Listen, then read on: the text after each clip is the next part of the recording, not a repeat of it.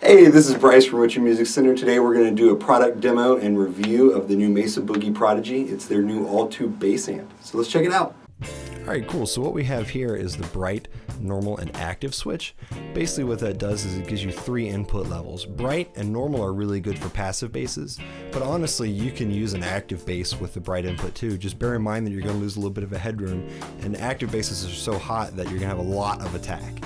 You might find that normal sounds really good with a jazz bass, whereas active, of course, is the least. Cool, so this is the gain knob.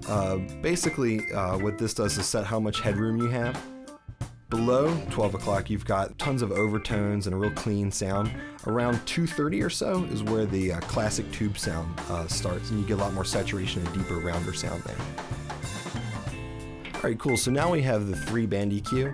You have bass and treble EQ, which are both active, and they have a 20 dB range on either one of them, so it's important to remember that a little bit goes a long way.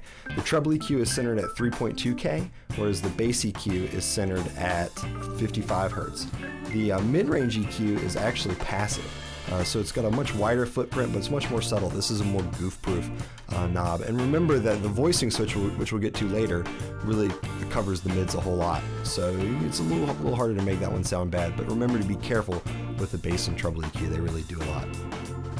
I would recommend that you actually pick the voicing setting, which we'll talk about next, before you mess with any of the 3-band EQ.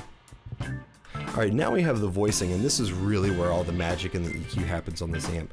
You have 5 positions. Positions 1 and 2 have an accentuated low frequencies, and positions 4 and 5 accentuate the highs and the attack. Position 3 is basically a flat mid-range, whereas actually every position has a scoot mid somewhere between 300 and 600 Hz.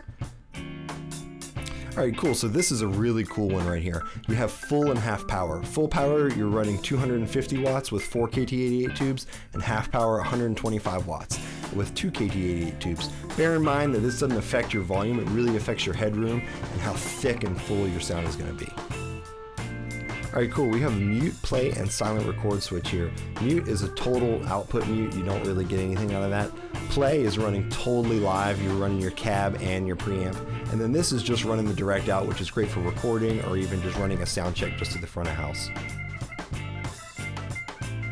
Alright, cool, now you have the active DI control. You can run pre or post EQ. Pre EQ just gives you the dry sound of your bass, whereas post EQ sends the direct out with the EQ that you're using.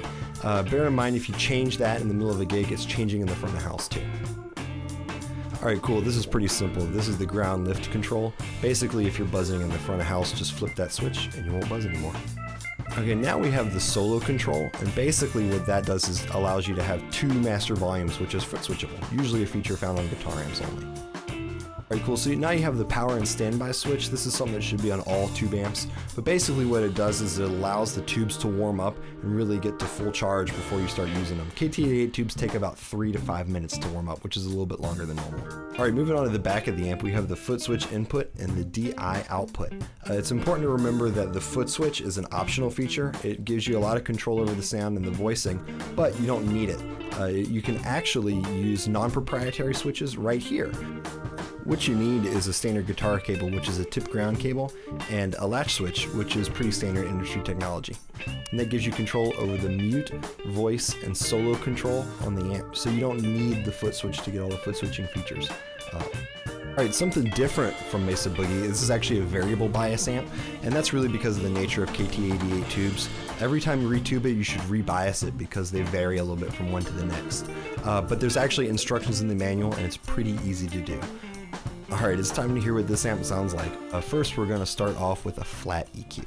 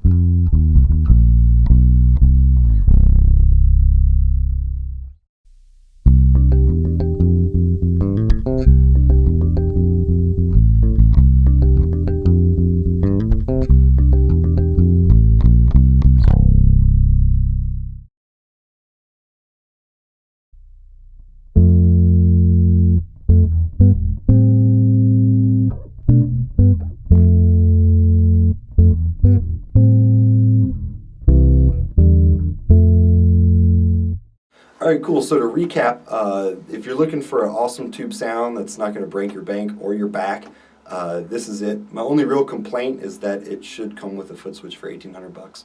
But other than that, I think Mesa really hit the nail on the head. This is the perfect answer to the 400 plus. Plus, it's not going to be like $1,200 to retube it. Anyways, check us out. Come and try out the amp.